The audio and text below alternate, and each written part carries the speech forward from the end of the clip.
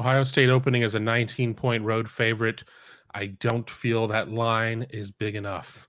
I would be hammering Ohio State, laying the 19 with the mortgage payment. This is going to be a slaughter. It's going to be a slaughter. They're going to beat them by 40. You quote me. Yeah, 51-10 it was 2 years ago. And Chris Olave was all over the field as a sophomore that day. I think he blocked a punt and maybe caught 2 touchdowns. And it was interesting. The TV people had those platforms in the end zone. And for whatever reason, they had 2 cameras side by side. I don't know why. 2 of those camera platforms and maybe 5-6 feet between them. And I was down there. I lodged myself in between them to take a photo. And here comes Chris Olave. And like I had to duck out of the way to avoid getting trucked by Chris Olave. I had nowhere to go. I was stuck in between those 2 things. And he like ran right through that opening. And I was like, oh my gosh, because he caught it in the back of the end zone, I think. And I was just right there taking photos and learned that's probably not where I want to stand. So, yeah, but I was also got the block punt right in front of me as well there. But,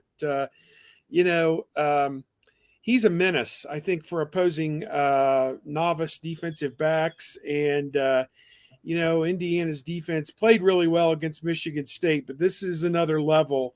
Ohio State wears caps and sleeves. And I think that, they're about to find out what it's all about, I think, with the nation's #1 offense rolling into Bloomington on Saturday. I'm looking through numbers right now. Mark, you're muted. Yeah, Mark. Well, while Mark gets off of mute, the opponents that Indiana has faced, they've faced nobody. One top 30 rushing offense in Cincinnati. Ohio State's 22nd.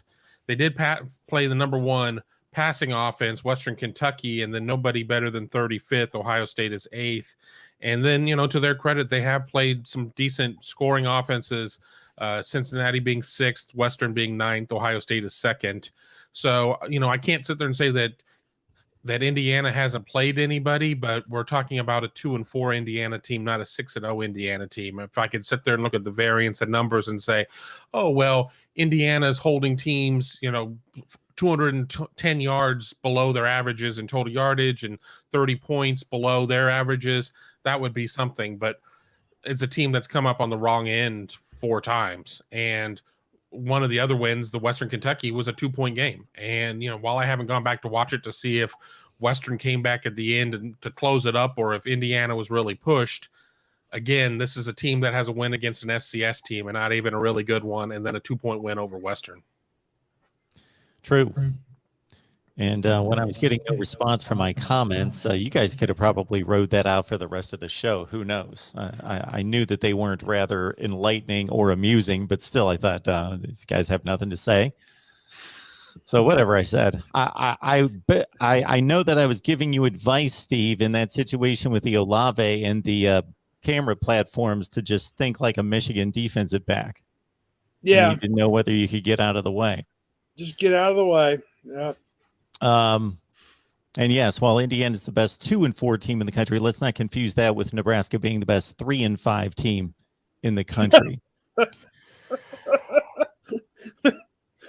Well, they lost another one. Aren't all 5 of the losses by 7 points or less or something, I think, or yes, 8 points 8 or less to be technical against Illinois. Yeah. Yeah. And one so score. it was lost to Oklahoma,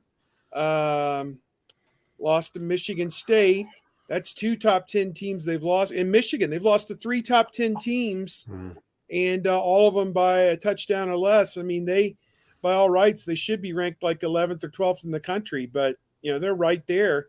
But unfortunately, they're probably not even going to make a bowl game at this point. I responded to somebody's tweet from the Nebraska community to basically say, put the Kansas City Chiefs on their schedule, put the UConn Huskies on their schedule. They're going to lose by 1 score. Seems to be just how it's going to be. All right. I don't know that you guys will necessarily need to get into the analytics to answer this question from Bobby Heath, but he's asking, when does Michigan and their fans come back to the gutter this year? Because we all know it's inevitable. 2 weeks at East Lansing, maybe. Which I keep saying this on all of the podcasts I'm on. I can't wait for an undefeated Michigan to go into an undefeated Michigan State, and let's all hope that Michigan beats Northwestern this weekend, which they should. But then they go into to play at Michigan State. Michigan State did not look good this past week, but they did what they needed, and they avoided the inevitable Sparty no letdown.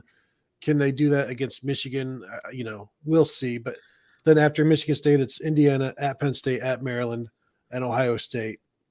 That's a pretty tough 5-game stretch where there are, I'd say 4 losable games at this point, and not counting Indiana as one of those. And so, if they go 500 in those 4 losable games, like, I don't expect them to win at both Michigan State and Penn State. And then I also expect Ohio State to beat Michigan. So I don't know, 9-3, 10-2. Does that really bring Michigan back to earth? I think losing at Michigan State would be a punch in the gut for sure, though. November is when Michigan shows its true colors, and those true colors definitely have L's on them. I don't have the numbers in front of me. I looked them up earlier in the year, and Michigan was, 800 winning percentage in September. And then I think it was like maybe the low 700s in October. And then once they get to November, it was closer. I mean, this was over the last 10 seasons, taking 2020 out of the equation due to the fact that the season started late and it just wasn't apples to apples. In the month of November, I think it was in the high 500s. I mean, it wasn't good. And I think that while, I can't sit there and say, oh, Indiana can't do this and Indiana can't do that, but Indiana's going to beat Michigan. No, it's not. That's not going to happen. But I think November 13th, even if they get by Sparty, I think November 13th at Penn State is going to be kind of a day of reckoning. And then if they sit there and they get beat the way that I think they will, I think that loss carries over into the next game on the 20th because Tua's little brother will probably throw all over them.